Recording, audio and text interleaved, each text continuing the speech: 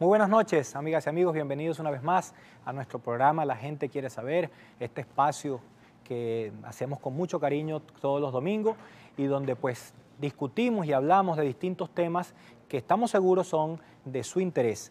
Y pues sí, precisamente el día de hoy tenemos muchos temas de los que hablar. En Venezuela todos los días surgen temas, todos los días hay mucho de qué hablar, porque la situación es cada vez más complicada, cada vez es más difícil estar pues, y vivir en Venezuela.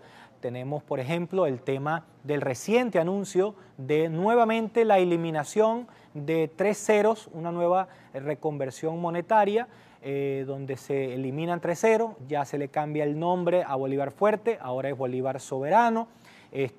Como si se tratara de cambiar el nombre o eliminar cero, el problema de la inflación. Tenemos el tema eléctrico que lamentablemente nos sigue afectando todos los días, ahora con unos cortes programados en función, según la información que da el gobierno, por los bajos niveles en algunas de las represas que producen energía hidroeléctrica, que por cierto sería importante que una comisión de la Asamblea Nacional pues se dirija hasta estos embalses para verificar que realmente el problema de la crisis eléctrica es producto de los bajos niveles de las aguas, cosa que información que tenemos es que eso no es verdad, que realmente los niveles están óptimos o por lo menos para poder funcionar sin ningún problema, pero que los problemas, como todos sabemos, son de mucho más allá, son problemas que tienen que ver con la infraestructura, con la desinversión, con la corrupción, con la falta de planificación, que hoy día estamos padeciendo pues de toda esta falta de planificación y estamos viendo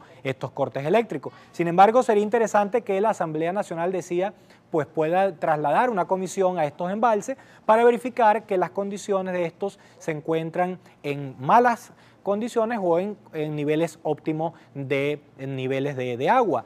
También tenemos el tema político que se desarrolla todos los días a nivel internacional, la destitución o renuncia del presidente de Perú, la amenaza de que llegue un candidato de izquierda en México ante la división del PRI y el PAN, la amenaza con que también pueda llegar la izquierda en Colombia con el candidato Petro.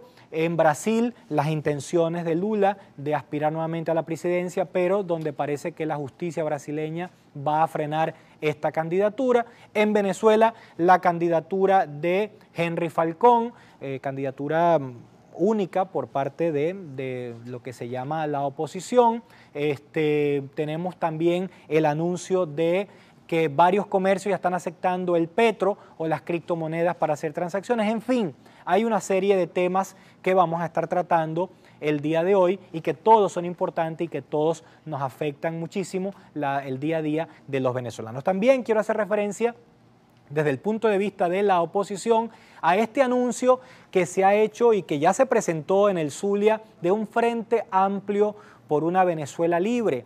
Y yo me permito opinar sobre este tema, que seguramente con el invitado lo tocaremos también, y tiene que ver con que yo lo ponía hace unos días en un tuit personal, decía que esto no se trata de siglas, no se trata de la Coordinadora Democrática, no se trata de la Mesa de la Unidad Democrática, del G4, del G8, ahora de este Frente Amplio por una Venezuela Libre. Yo insisto que el problema no es de siglas, que el problema no es de movimientos, el problema es de verdadera voluntad política. El problema es de apartar los egos, de anteponer los intereses partidistas y particulares por los intereses del colectivo. Lamentablemente hemos visto cómo muchas veces estas iniciativas fracasan y fracasan simplemente no porque la intención sea mala en un principio o la idea sea mala, se fracasan porque se implementan de manera equivocada, porque empiezan a reinar internamente los egos y empiezan las competencias y los cálculos. Yo me voy a arrimar aquí porque este va a ser presidente de la República y yo seré ministro con él. Yo me voy a arrimar hacia acá más bien porque este es el que tiene opción. Y mientras todo eso pasa, mientras todo eso ocurre, el gobierno sigue avanzando en sus políticas equivocadas y erradas, pero que siguen sumiendo al país en una terrible crisis económica, terrible crisis social y política. Esto es lo que está ocurriendo lamentablemente en Venezuela y es lo que está ocurriendo también desde el punto de vista de la oposición.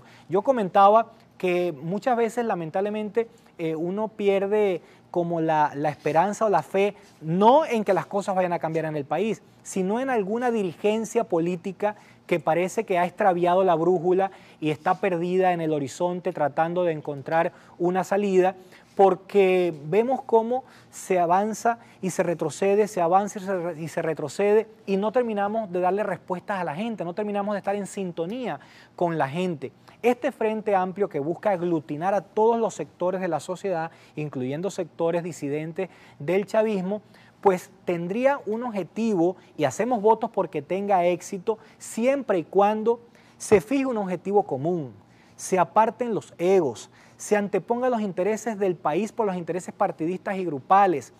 Una vez fijada esa meta, se trabaje en ella y no se descanse hasta lograr el objetivo. Porque otro de los grandes problemas que tenemos es que iniciamos con una idea, a medio camino la cambiamos, luego de cambiarla nuevamente la volvemos a cambiar y volvemos hacia atrás, y al final el país sigue sumido en esta terrible crisis que está comiendo, se está comiendo al venezolano, se está comiendo la posibilidad de futuro del venezolano. Y esto lamentablemente es lo que afecta a todos los venezolanos, a los 30 millones, no solo chavistas o opositores, sino a todos, ya que cada vez vemos más cercenada nuestra calidad de vida al no tener disponibilidad de alimentos, al que no nos alcanza el dinero, a tener ahorita sometidos a cortes eléctricos, a no poder hacer una vida normal como deseamos en cualquier país del mundo, porque definitivamente no nos ponemos de acuerdo como país, no nos ponemos de acuerdo como sociedad. Y yo creo que ese es el gran reto que tienen los políticos y que tenemos todos los venezolanos, lograr ponernos de acuerdo en función del interés del país, en función del interés de todos los venezolanos. Pero sobre todos estos temas estaremos conversando con Hervis Medina, que será nuestro invitado y que lo tendremos en el próximo segmento.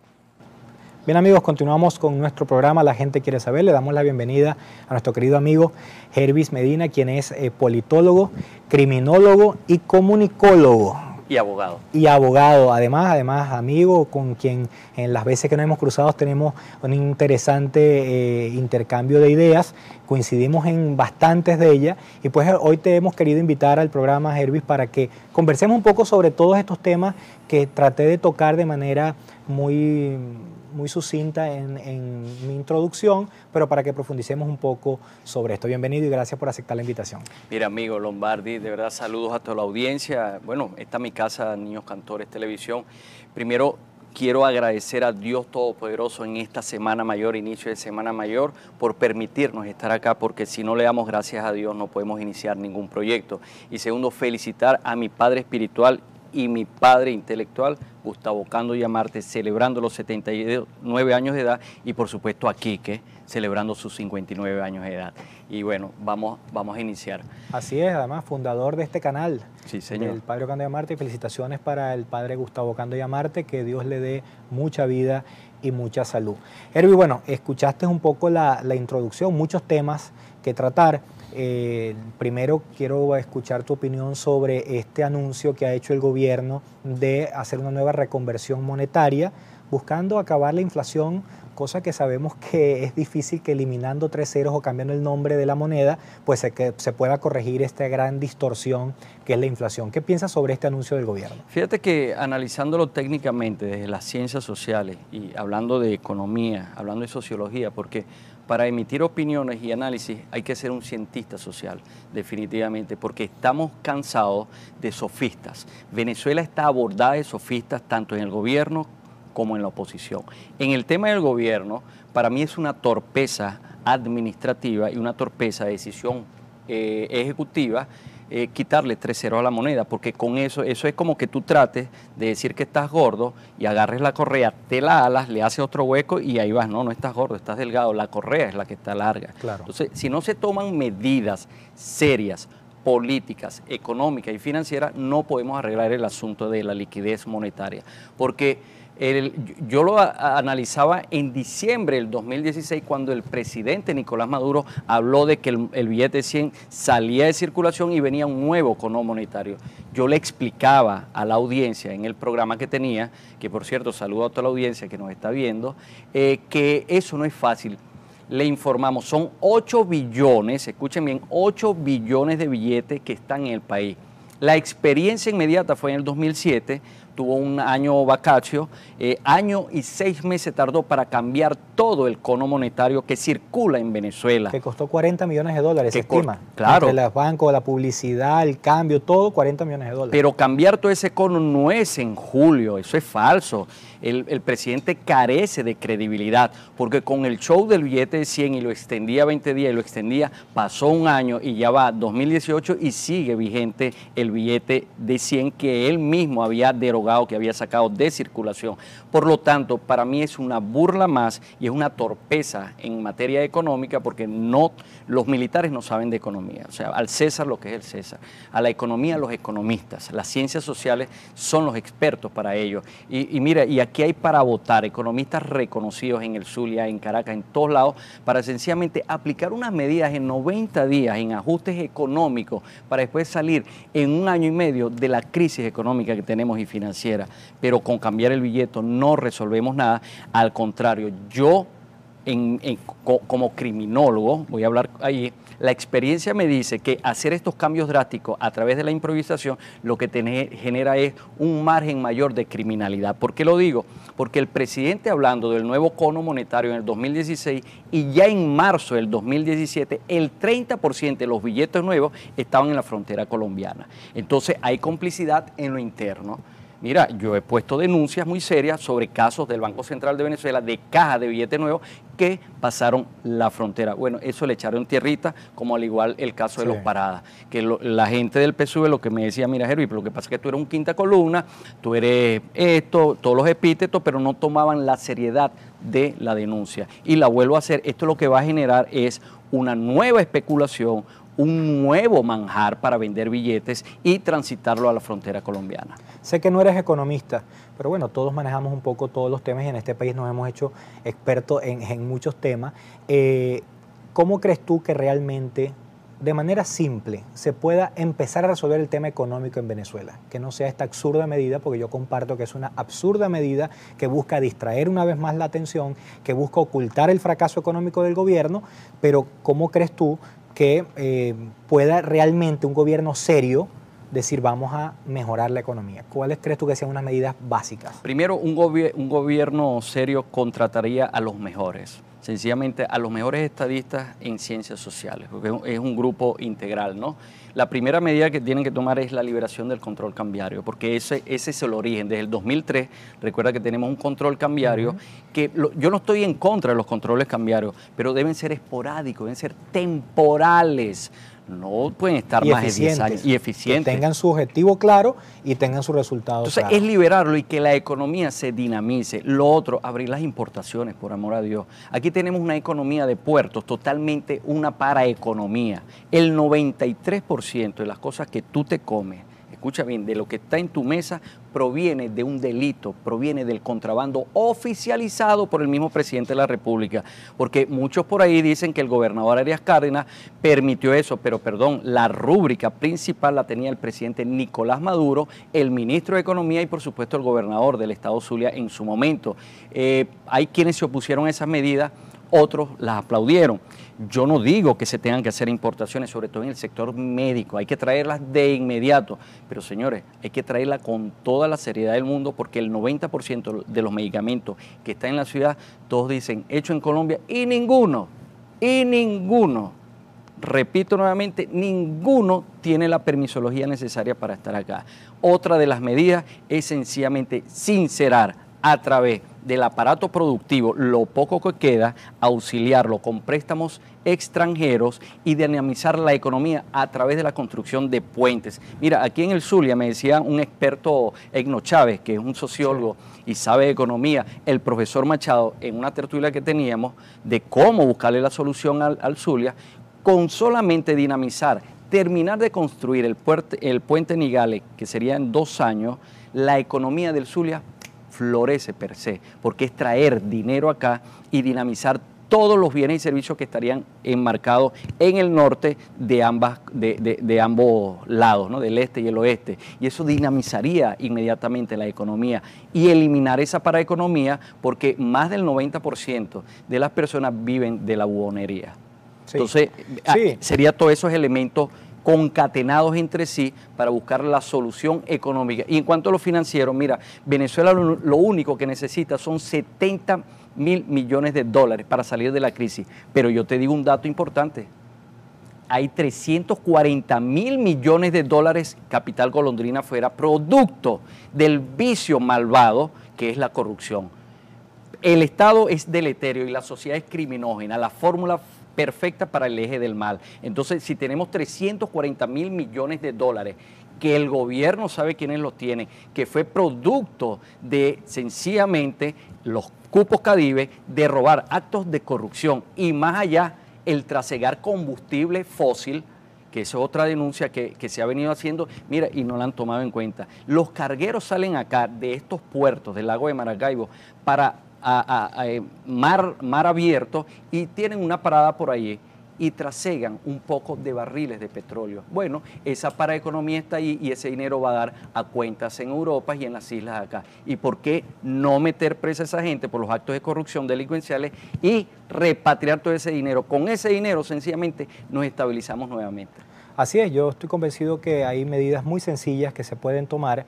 Podemos pasar un programa hablando de esto, porque una persona me decía en mis redes sociales que la idea es proponer, y yo le respondía que es que las soluciones están hechas, las soluciones están propuestas, estudiadas, analizadas y presentadas. El problema es un tema de voluntad realmente del gobierno resolver el problema. Vamos a identificar y venimos con más. Continuamos, amigos, con Hervis Medina, conversando hoy sobre distintos temas que tienen que ver con el acontecer nacional. En el segmento anterior estábamos conversando sobre cómo poder reactivar la economía de manera inmediata, y yo hacía una referencia a una conversación que tuve por mis redes sociales, que acostumbro yo mismo a responder e interactuar por allí. Bueno, alguien decía que la idea era proponer soluciones, y yo quiero complementar con lo que tú decías, Hervis, que el tema de la corrupción es uno de los principales flagelos que nos está afectando a nosotros en Venezuela, y que las recetas están inventadas por los economistas para resolver la economía, crear confianza en el aparato productivo, crear confianza en el inversionista, evitar la fuga de dinero robado a través de la corrupción, incentivar a la producción nacional. Es decir, hay medidas que están probadas que son la solución para esta crisis terrible que tenemos económica, y no la eliminación de ceros o el cambio de la moneda. También tenemos que tocar el tema, por supuesto, el tema político que está en el tapete todos los días. Yo hacía una reflexión en mi introducción sobre el tema, por el lado de la oposición, de este intento, yo no quiero desmeritarlo per se, pero de este intento de una nueva aglutinación de fuerza a través del Frente Amplio por una Venezuela libre. ¿Qué piensas sobre esto?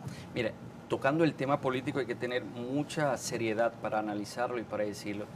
Yo creo que aunado al tema de la corrupción, que es el flagelo mundial, lo dice el Papa Francisco, cito textualmente, también aplicando la neuropolítica, que es la tendencia nueva, sí, el estudio de la política a través de la antropología, de la sociología, la psicología y las ciencias sociales y políticas, con un poco de las ciencias biológicas, sencillamente te va a dar un resultado muy bueno para manejar buenos resultados. Sobre todo en el tema venezolano, yo te voy a dar un dato muy curioso que han dejado pasar. Fíjate que al inicio cité y le envié bendiciones a Gustavo Ocando Llamarte, una persona intelectual, a quien yo admiro por lo intelectual. Mira, hay datos, yo ahorita estoy terminando una maestría en conducta humana, ya voy por mitad de carrera, ¿no?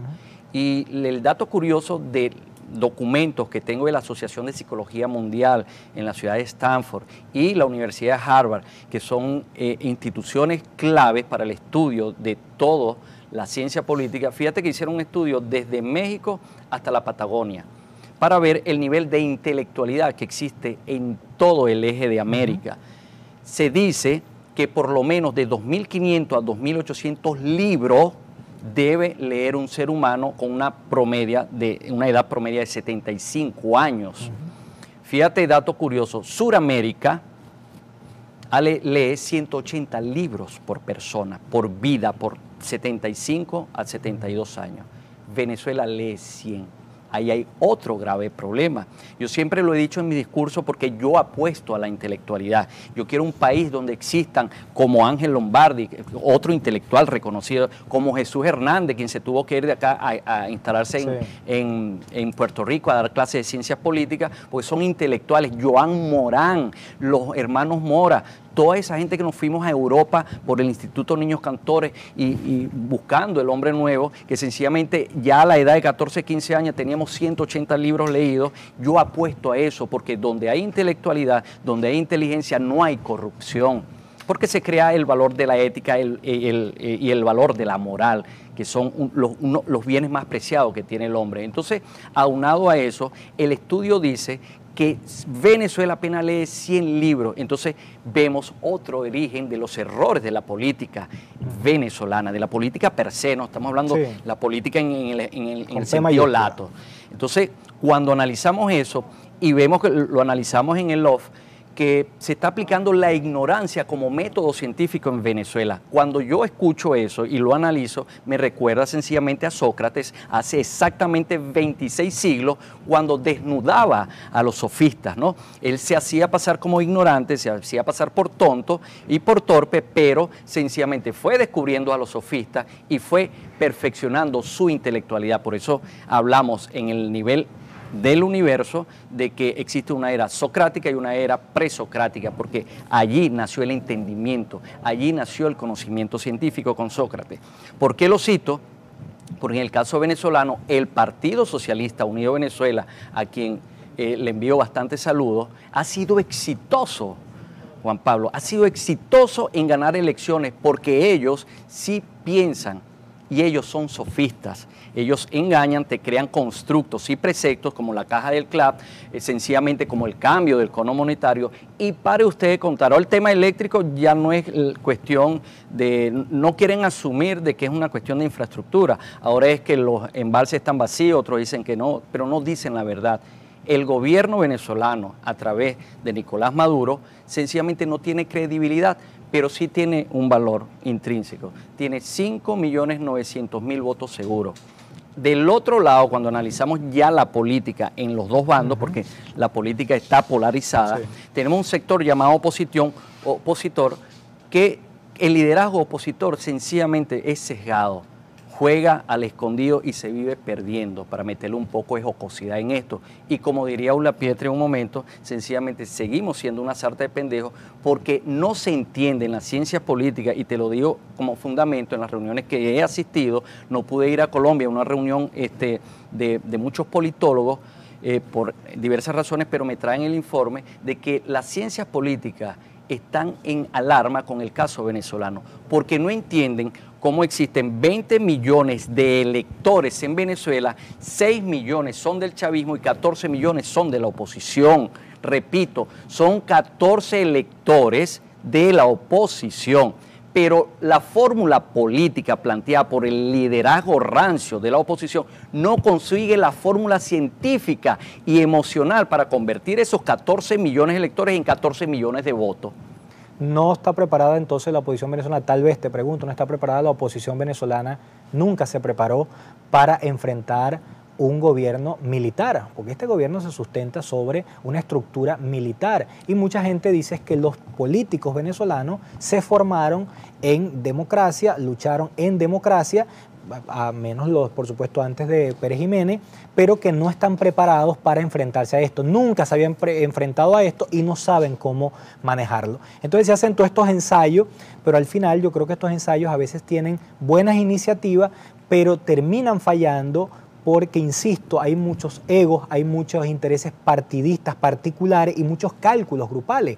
Algunos, yo decía también en un momento en mis redes, que unos pretenden convivir con el régimen, otros pretenden hacer negocios con el régimen, otros quieren ser una alternativa para el presente, otros una alternativa para el futuro, otros andan por el mundo, otros están en Venezuela. Es decir, hay un menú de opciones dentro de la oposición y no hay la manera como congeniar todo eso y buscar un objetivo común y lograr el objetivo común. La oposición venezolana no está preparada para enfrentar esto, o a conveniencia no han logrado pues articular para poder llegar a una salida que beneficie no a la oposición, que beneficie al país. Mira, el liderazgo de la oposición venezolana no está preparada, no se preparó nunca para una crisis. Es el dilema del venezolano, es el dilema antropológico. Vivimos la época de las vacas gordas y nunca nos preparamos para las vacas flacas. El dilema del venezolano es que nunca pensó que viniera una crisis aquí económica, una crisis financiera. Pero es que el dilema no es ese. En mis estudios me dice que la crisis no es económica y financiera, porque vuelvo y te digo,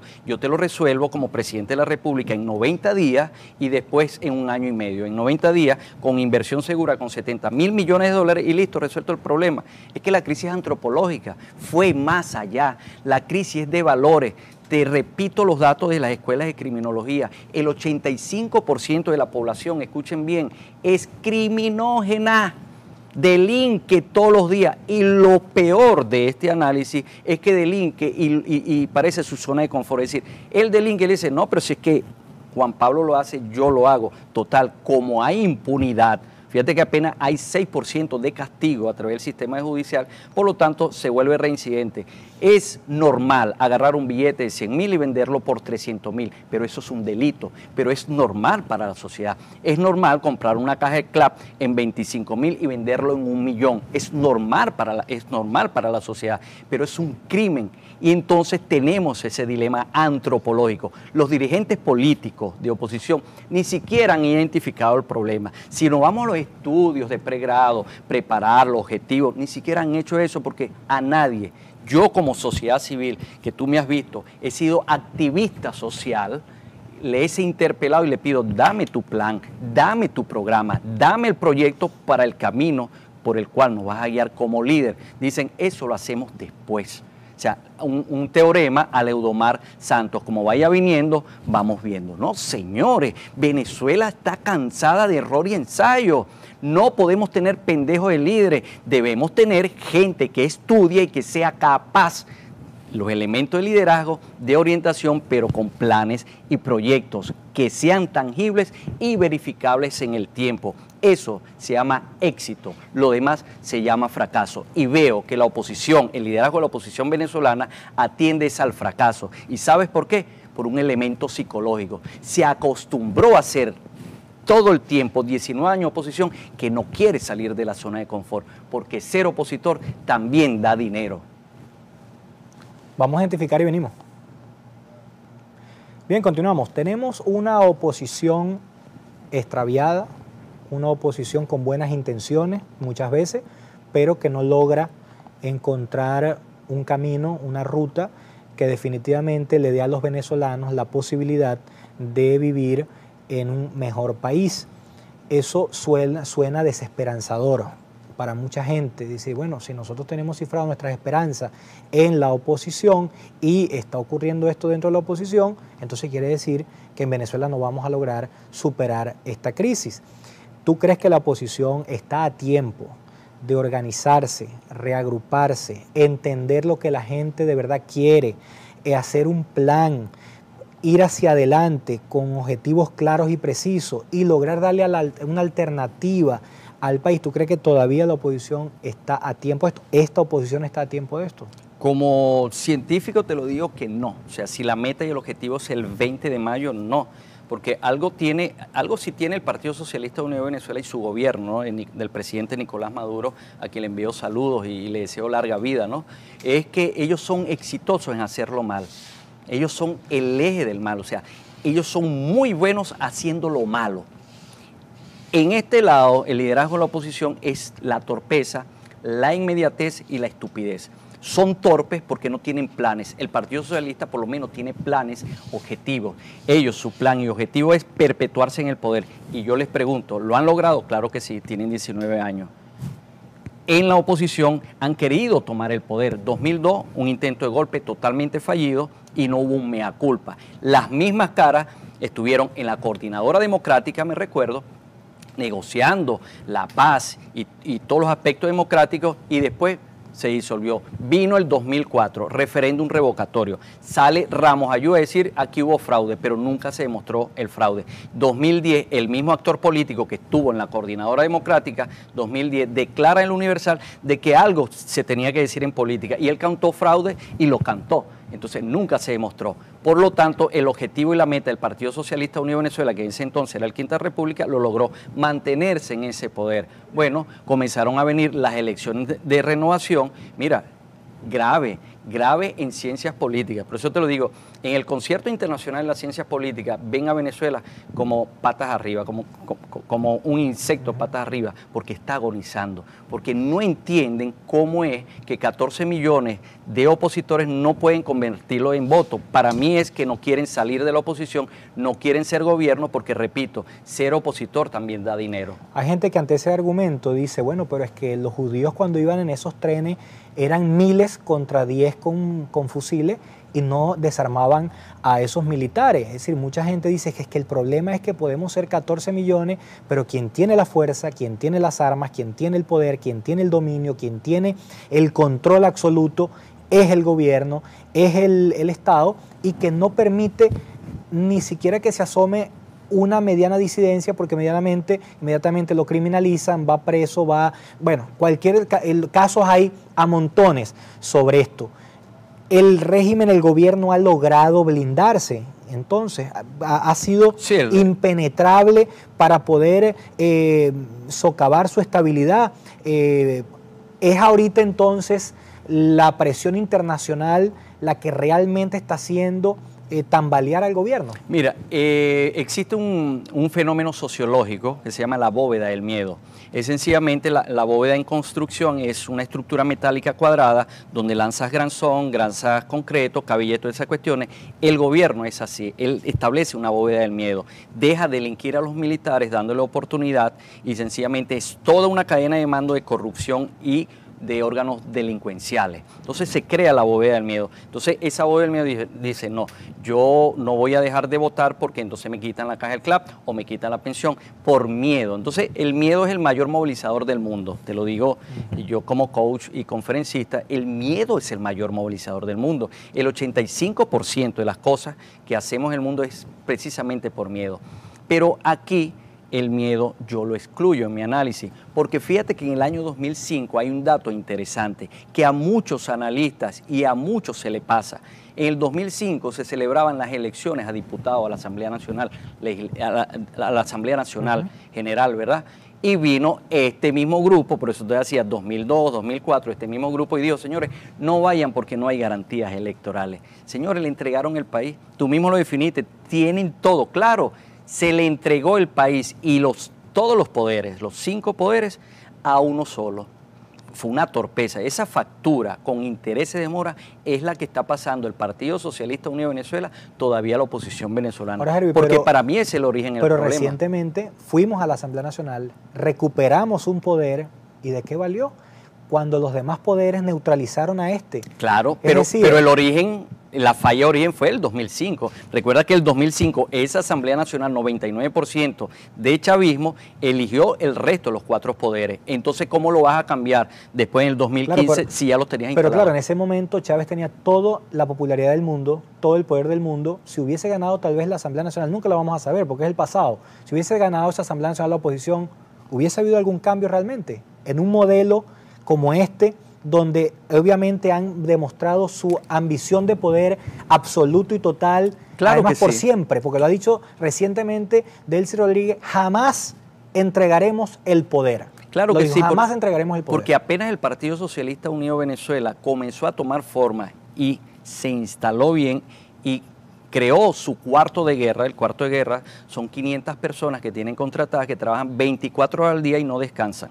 Mientras en la oposición se están echando palos, porque después del 10 de diciembre aquí no vimos ni a Guanipa, ni a Laimo, a nadie.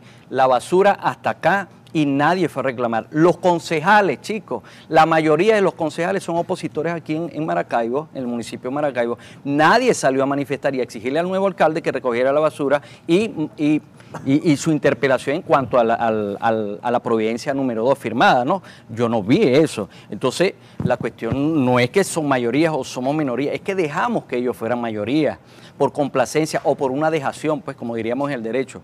Si dejamos, hermanos, en política es sencillamente ocupar espacio y ejercer el poder. Si tú ocupas el espacio y no ejerces el poder, como fue la Asamblea Nacional en el 2015, no tuvo la oportunidad. Ella misma se delató cuando le avisó al contrincante, y eso me lo enseñaron a mí en el ejército. Tú no puedes decirle al enemigo por dónde le vas a dar, tú no le puedes advertir cómo vas a avasallar al enemigo. Bueno, nuevamente la misma figura, Ramos Ayú, fíjate que concurrente, ¿no? Innecesario el mismo personaje. Le avisa al presidente Nicolás Maduro de que tenía 6 meses para sencillamente sacarlo del cargo. Bueno, no se logró ni uno ni lo otro. El dilema, la diferencia es que en el 2005 el Partido Socialista Unido de Venezuela todavía era Quinta República, pero no estaba fortalecido. Aunque Chávez, recuerda muy bien, que Chávez tuvo una popularidad apenas de 28% cuando el sí y el no. Vino JJ Rendón, experto en neuromarketing, experto en todo esto, y estableció una nueva estrategia. ¿Y tú sabes cuál fue la estrategia? Que en 8 meses comenzaron a soltar dinero.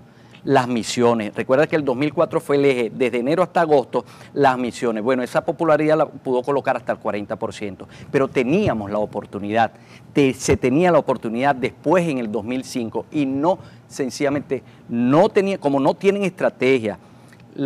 Fíjate, dato curioso, ayer me reuní con una gente ahí para ver cuáles son los planes y proyectos del nuevo candidato presidencial, Henry Falcón. Bueno, la sorpresa, no hay dirigencia aquí en el Zulia. De eso vamos a hablar al retorno. Última parte de nuestro programa por el día de hoy.